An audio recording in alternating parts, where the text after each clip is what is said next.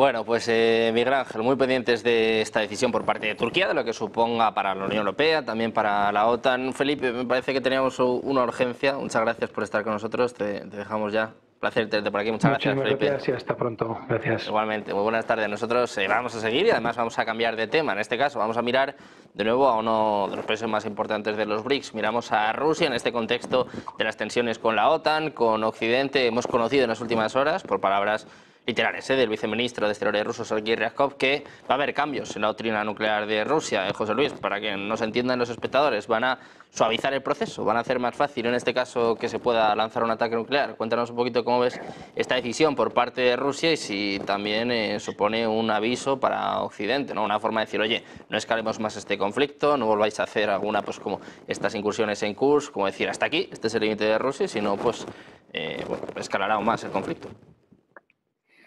Hombre, claramente, ¿no? O sea, lo que se está viendo es que el conflicto va subiendo en intensidad, se van escalando cotas que en un inicio casi veíamos que podía ser imposible, había limitaciones de llegada de cierto tipo de armamentos, pero como vemos por el lado ucraniano, cada vez se van recibiendo esos armamentos, bueno, pues más sofisticados, se van usando cuando antes previamente no podían usarse en diversos aspectos, o sea, bueno, va subiendo un poco ese proceso de escalada. Por el lado ruso, bueno, se van quedando sin tipo de respuesta convencional en ese aspecto. Cuando se queda y se está llegando ya a unos límites en los cuales la única carta que te queda pues es la carta nuclear, que se podría utilizar exclusivamente bajo dos motivos, en el ámbito de una guerra nuclear y por tanto en una defensa frente a un ataque en igual condiciones,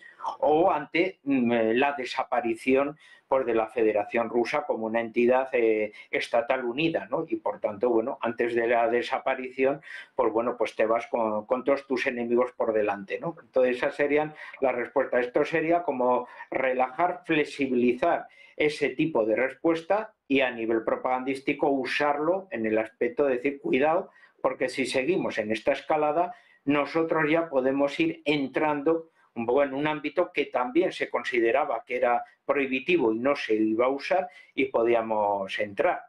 Hombre, por lógica y por cercanías, ciudades como Kharkov, como Odessa, como la propia Kiev, considerada la cuna del mundo, del mundo ruso, o por lo menos de ese mundo eslavo oriental que los rusos consideran como propio, o sea, los pueblos de San Vladimir, o sea, bielorrusos, ucranianos y rusos, pues todo el mundo ve que es casi imposible moralmente, en una moral histórica, que puedan proceder a ese bombardeo. Pero ojo, una ciudad como el Lviv, ¿no? la más occidental, que es donde recibe gran parte de todas las ayudas armamentísticas de los países fronterizos de la OTAN, que es la gran despensa para alimentar el frente a nivel de avituallamientos, y en la cual más de un 90% de su población, que nunca han pertenecido al Imperio Ruso, porque siempre pertenecieron a Polonia o posteriormente al Imperio Austrohúngaro, son los que verdaderamente encarnan ese sentimiento de identidad ucraniana frente al menos ruso. Pues esos tienen todas las papeletas para que en el caso de que hubiese esa apertura a una política nuclear, podemos decir, pues haremos un escarmiento en una zona no OTAN, muy cercana a ella, y desde luego que no afecta a ese mundo. Se puede decir que los rusos asimilan como perteneciente un poco a su mundo histórico, ¿no? Entonces, yo creo, aquí me juego personalmente, que es más bien una medida propagandística, pero ojo, que detrás de toda la medida propagandística, como no se puede asegurar por dónde evolucionan las guerras, pueden transformarse, por desgracia, en realidades. Bueno, pues muy pendientes de estos cambios por parte de Rusia, estos cambios en su doctrina nuclear, el conflicto que sigue escalando, Miguel Ángel. Ya hemos visto pues, precisamente ejercicios con armas estratégicas, ejercicios con armas nucleares, también en este caso ayudados por Bielorrusia, y ahora bueno, pues están anunciando estos cambios en la doctrina nuclear que ya deslizaba el propio Putin hace unos meses. Quiero preguntarte por esta medida, Miguel Ángel, ¿cómo, cuánto hay que tomársela en serio y también si va a suponer un frenazo para las aspiraciones de Occidente, si puede intentar o puede provocar que se escale menos este conflicto por el bando occidental? Yo creo que cualquier amenaza, por muy exótica que pueda parecer, de la utilización de armamento nuclear, lo que no puede uno es tomársela nunca a la ligera. Se puede decir, si la digo yo, que no tengo ningún tipo de arma nuclear para utilizar. Te la puedes tomar a broma, pero si el que la dice tiene la capacidad de utilizar armamento nuclear, como mínimo te tienes que tomar en serio lo que dice.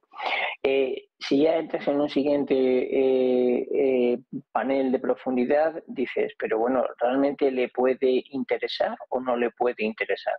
No, pues aquí ya entras en una capa de diferentes opiniones y posibilidades. Yo estoy convencido de que lo último que va a aceptar Putin es perder.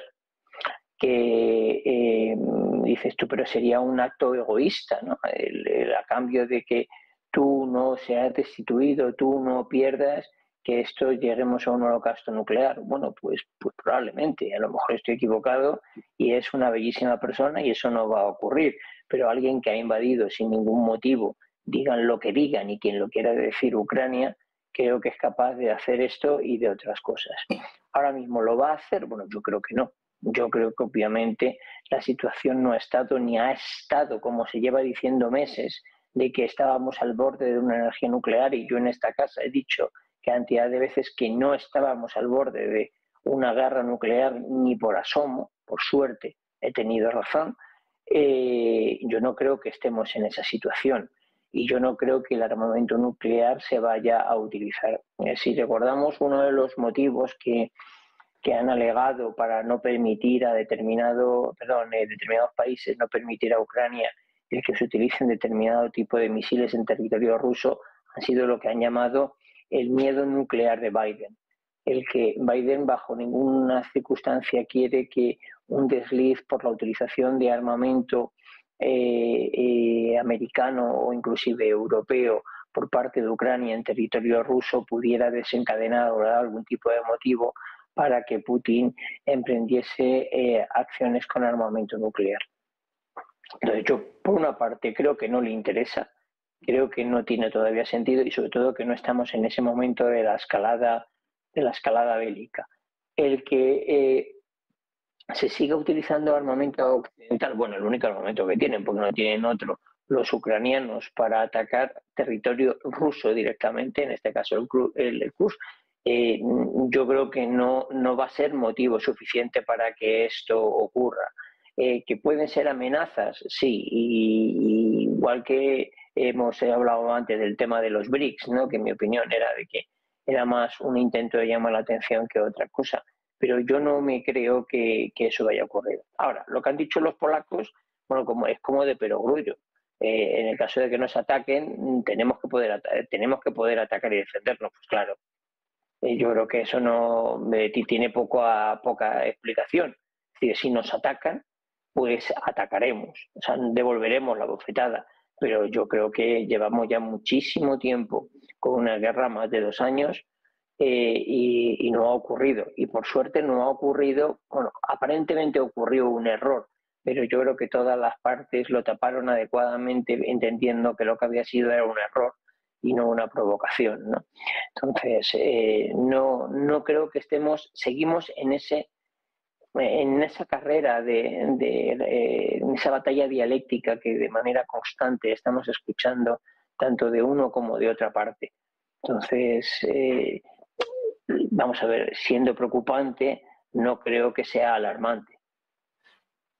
Bueno, pues pendientes de este último mensaje, esta última advertencia por parte de Rusia. Te quiero preguntar precisamente por lo que comentaba ahora Miguel Ángel, José Luis, esta también amenaza, ¿no?, por parte de Polonia, que habla de derribar misiles rusos. Dice que, bueno, que la OTAN tiene la responsabilidad de llevar a cabo esto. Dice que es un deber, mientras que, claro, dentro del seno de la OTAN hay muchos que piensan pues que igual no conviene, ¿no? Que igual no hay que escalar tanto el conflicto, más allá de lo que comentaba antes Miguel, ¿no? De estos errores que ha habido y que pues, se pueden seguir o pueden seguir sucediendo en el futuro, ¿no? Teniendo en cuenta pues, esta escalada y estos ataques masivos que estamos viendo por ambos bandos durante las últimas semanas. Hombre, es un poco como bien ha dicho Miguel Ángel, ¿no? O sea, tú puedes defender tu espacio aéreo ante cualquier tipo de amenaza conocida o desconocida que vaya a interferir. Entonces, el que un misil con intención o sin intenciones o cualquier trozo de material de eso invada tu espacio aéreo, hombre, las defensas aéreas de tu país van a intentar mitigar al máximo esa posible amenaza sobre su población civil. O sea, es que no hace falta ni que lo diga el ministro de Asuntos Exteriores. Eso, todos los países fronterizos, incluso España, pues están en ello, tienen sus equipos de 24 horas para proteger su espacio aéreo y cualquier tipo de objeto no identificado que entra en el espacio aéreo, lo primero que se hace es observarlo, mandar una patrulla para identificarlo y en el caso de que pueda ser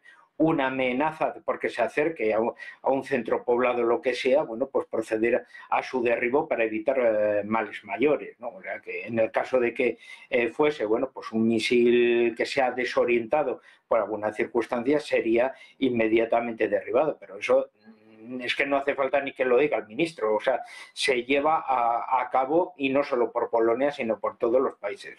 O sea, el problema ya sería el que se intentasen derribar creando ya espacios aéreos cerrados en territorio ucraniano y que se empezasen a derribar, pues, por ejemplo, misiles rusos que van a objetivos ucranianos porque se acercan a una frontera de un territorio OTAN. Aquí ya estaríamos hablando ya, por tanto, ya de una intromisión en el espacio aéreo ucraniano y, por lo tanto, un ámbito bélico. Pero lo que ha dicho el ministro Sikorsky, pues bueno, es algo que es de razón común. Otra cuestión es que se subraye porque es un ministro que le encanta hacer declaraciones muy mediáticas y que por tanto, bueno, pues la gente va buscando un poco esa explicación porque es el que más tiene tantos porcientos de errores en sus declaraciones dentro del Ejecutivo polaco, ¿no? Pero en esta ocasión, bueno, pues es una cuestión de sentido común, no ha dicho ninguna cuestión rara.